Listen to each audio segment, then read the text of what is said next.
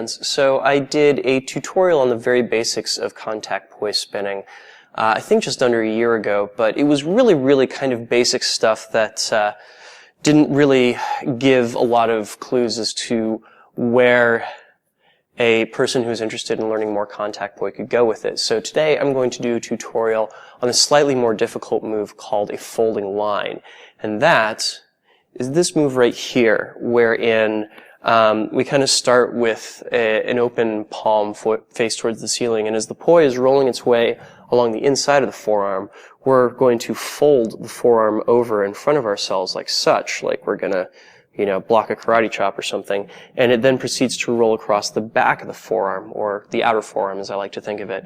The way I think of it is the inner forearm is the part of it that's adjacent to the palm of the hand, and the outer forearm is the part that's adjacent to the back side of the hand, right? So, I know I'm probably mangling the idea behind a folding line greatly. I confess I didn't do a whole lot of research into contact juggling before I started this tutorial. But the good news is even if you have a background in contact juggling, this is still going to be a very similar learning curve for you as it would be for anybody who's just a poi spinner to start with. And I don't know whether you want to take comfort from that or not. But anyhow, essentially we're going to need 3 different contact rolls to be able to work through how to put together a folding line like that. The first one is going to be actually quite similar to this very basic back of the forearm roll that I did in my tutorial a year ago, and that's that we're actually going to start the poi in the opposite hand and bring up our arm in that defensive position that I was talking about just a second ago, and we are going to wrap the tether and the poi head up around the forearm as such.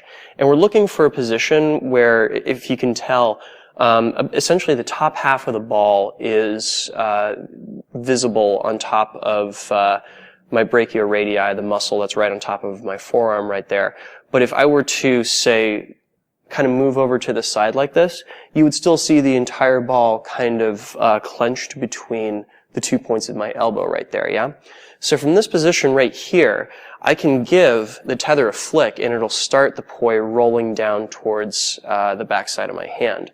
So again, we want to give it that flick and let it come down, and where it's going to hopefully land is between these 2 fingers right here, between your index finger and your middle finger. And it's going to stop right there, hopefully. Or if you prefer, you can give it the click on the elbow and roll it back and catch the handle, right? So the hardest part of this actually is to nail the point at which you catch the poi, because it's extraordinarily easy to either get it too far over, in which case it's just going to drop like a rock, or to get it too high, in which case it's just going to slip right off of your hand when you initiate that roll. So you basically want to get it to a point where it feels like you're holding on to it reasonably snugly inside your elbow. Like, if you wanted to, you could let go of the handle and you'd have to do a little bit of work to keep it from falling, but it wouldn't just fall like a rock. And that's where you're in the sweet spot for doing that roll. The roll itself is a little bit awkward. I am not going to lie.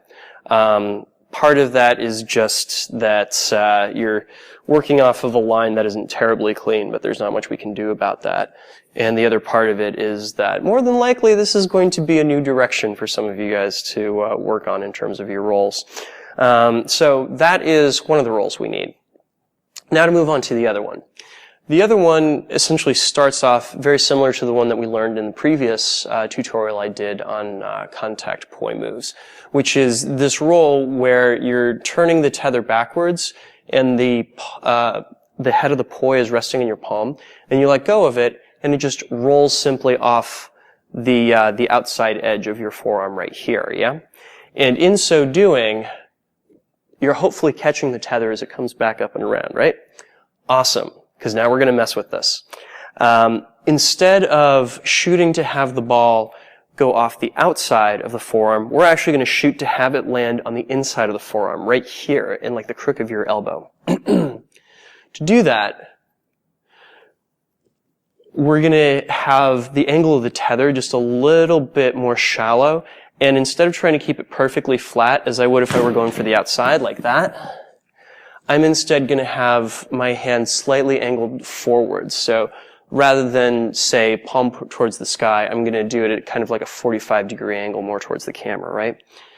And by doing that, it should wind up right here. Now, when that happens, there will be, pardon me, the tether will be coming up just as it would be if I were going for the outside roll like that.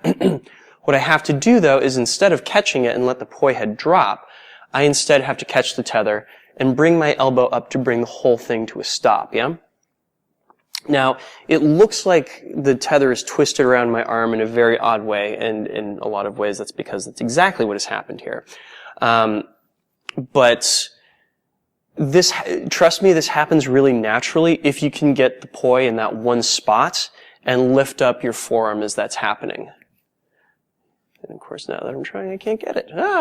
Now, one of two things can go wrong as you're doing this. Number one is you catch the handle itself rather than the tether right in front of it, in which case you'll see that I did catch the tether, but the head is now drooping beneath my arm. This is a problem because I don't have control of the head now. Anything that I do with the tether, the head is just going to drop straight to the ground, right? And I'm not going to demonstrate that because it would be silly to. Another thing that's likely to happen is that you're going to wind up with the ball keeping on rolling, and you're just going to have the tether sitting in your hand like this.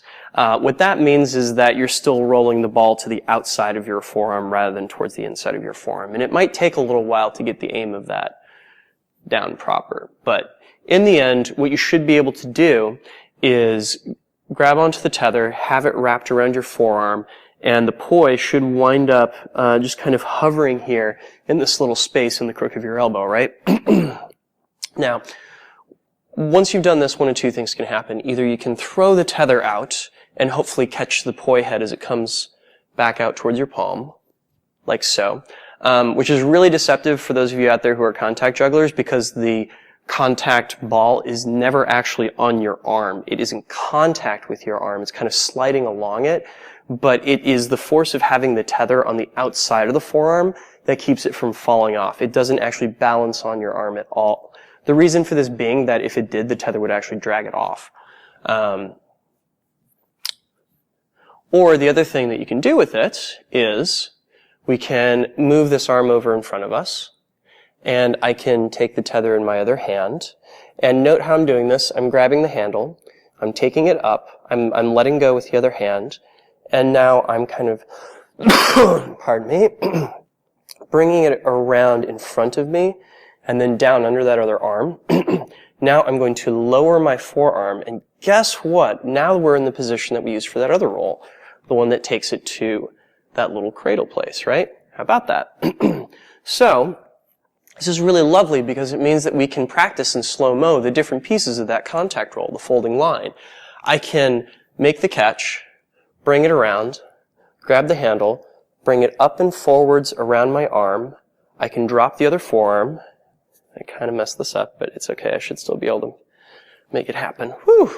Flick the tether around to get the contact ball down into cradle right here, yeah? And of course then, if you so choose, you can flick it right back out.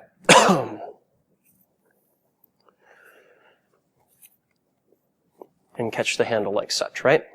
Cool. So that is essentially the slow-mo breakdown of how that folding line works. Now comes the hard part, doing it continuously. And to do that, rather than have this moment where, I apologize, your arm is going to come up to catch the tether, when you would normally be doing that, you're actually going to sweep it around in front of you like such to fold the line, of course. And the thing you want to keep in mind as you're doing that, there has to be a moment at which the tether goes down behind your shoulder, and then it's going to come around up over your elbow to get to that cradle position, right? So I think that this is a nice way to kind of play with the different elements of the folding line piece by piece, to kind of slow it down and understand what each of the rolls are that are going into it. But when it comes right down to it, you are going to have to do the thing itself, which is no small task. And I will totally confess that in the initial stages of learning this, and I still do this to this day, occasionally when the roll's not going right for me, I will actually pin the ball against my chest as it's coming through in order to stabilize the roll. And I know that's making all the contact jugglers out there die a little bit inside, but, you know, means to an end, right?